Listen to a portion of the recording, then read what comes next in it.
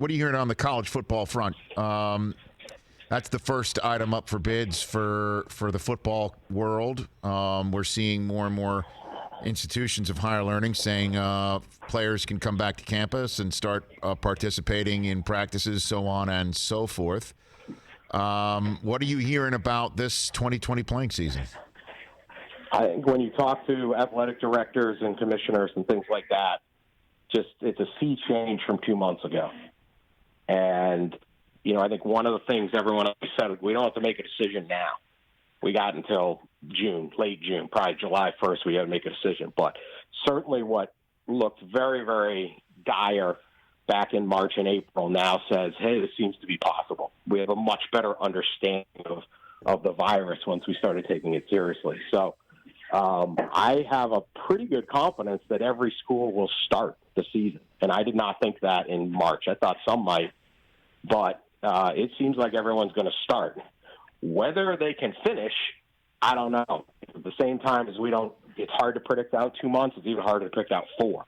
But there's great confidence that they'll be able to start, that in some places you could even have full stadiums, but certainly 25 to 50%. And if you had given college football that deal back on April 1, they would have taken it in a heartbeat because they were looking at empty stadiums or no games or limited games. So I think there's been a tremendous push forward now.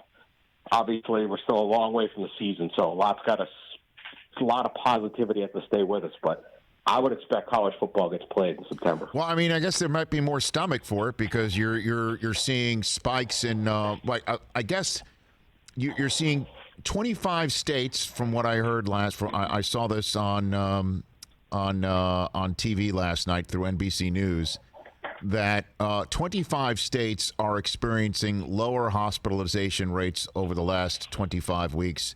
And that's up from 16, but more states are now experiencing higher hospitalization rates than 2 weeks ago as well. There's now 19 states that are experiencing more hospitalization rates.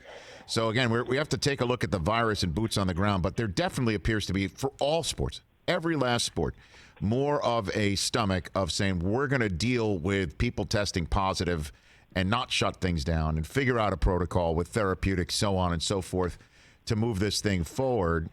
But, these are also sports that have to negotiate with a union, as we're seeing with baseball. With college sports, it's just like, okay, we're letting kids on campus, so let's play. And there's going to be some schools that can't, I think, afford to even get on a plane or a bus or hold this stuff, or it's not. It's going to be more of the haves than the have-nots, don't you think, Dan? When it all comes down to it, I think they'll all try to play.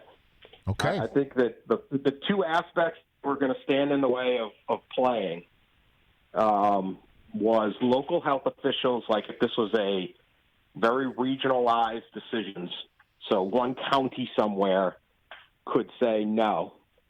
And then all of a sudden it's like a Jenga tower where you're just pulling out teams and the whole thing kind of can collapse. And you're going to end up with like a limited season. Right now we're not seeing that in the country. Again, we're a long way from September. As you mentioned, hospitalization rates go up, down, all sorts of things. We don't know. I'm not the person to tell you what's going to happen with a virus.